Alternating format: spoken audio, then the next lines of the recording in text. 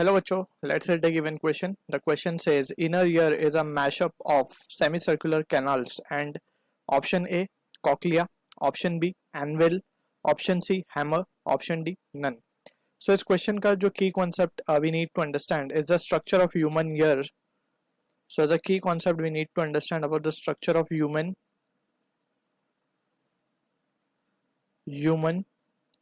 ear. ठीक है, तो बेसिकली जो ह्यूमन ईयर है it has been divided into 3 sections, outer, inner, outer, middle and inner. ठीक है, सबसे पहले हम ट्राई करते हैं यहाँ पे थोड़ा सा कंस्ट्रक्ट करने के लिए. Let's suppose this is the year and यहाँ पे कुछ सेक्शंस होते हैं कुछ इस तरीके से जो कि साउंड को रिफ्लेक्ट करा करके बीच में जो है हमारा पैसेज होता है जिसमें से साउंड वेव ट्रैवल करती है, राइट. सो ये इस तरीके से, एंड जब ये साउंड वेव ट्रैवल करती है तो यहाँ पे हम देख सकते हैं ये जो आउटर रीजन है इसको हम बोलते हैं पिना.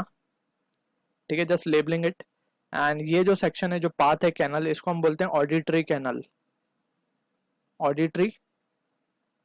कैनल. इसके बाद आता है यहाँ पे ईयर ड्रम या फिर टिम्पैनिक मेम्ब्रेन भी हम इसको बोलते हैं, इस तरीके से कुछ. It is just the rough diagram we are drawing. So यहाँ पे हम लिख देते हैं इसको टिम्पैनिक मेम्ब्रेन या फिर इसको इजी लैंग्वेज में हम ईयर ड्रम भी बोल सकते हैं. टिम्पैनिक मेम्ब्रेन, यहाँ से साउंड वेव जो है वो ट्रैवल करती हुई जाती है ईयर मेम्ब्रेन पे. अब ईयर मेम्ब्रेन टिम्पैनिक मेम्ब्रेन पे जो है वो वाइब्रेशन स्टार्ट हो जाता है. जो साउंड आके इससे टकराती है तो इट स्टार्ट्स टू वाइब्रेट. अब इससे कनेक्टेड होती हैं 3 बोन्स, ठीक है ना, 3 बोन्स.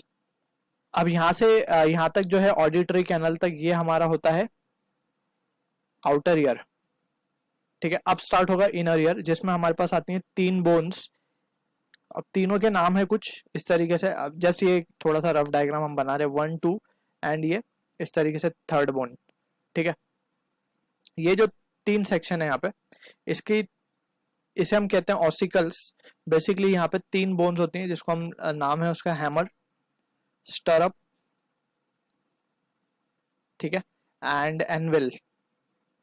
सो बेसिकली ये जो हमने नाम लिखे हैं hammer, stirrup, anvil, this are the common name. Actually उनका नाम है malleus incus stapes, right. So यहाँ पे हम जस्ट कॉमन नेम लिख रहे हैं क्योंकि उसका शेप एक बोन का हैमर की तरह होता है, एक का स्टरअप की तरह होता है, and one is anvil.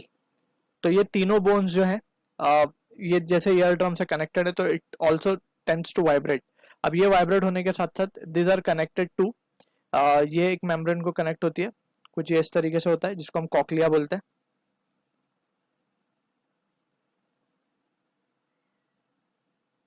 Cochlea, इसको हम डिफरेंट कलर से शो करते हैं. बेसिकली ब्लू कलर से हमने मिडल या फिर आउटर ईयर हो गया था ब्लैक कलर में, मिडल ईयर है ये तीनों को हम कहते हैं मिडल ईयर का पोर्शन, मिडल ईयर. ठीक है, अब हम अंदर वाले पोर्शन को ग्रीन कलर से शो कर देते हैं. फिर ये जो है बोन ये कनेक्टेड होती है कुछ सेमी सर्कुलर मेम्ब्रेन, कुछ इस तरीके से कुछ मेम्ब्रेन्स होते हैं, राइट.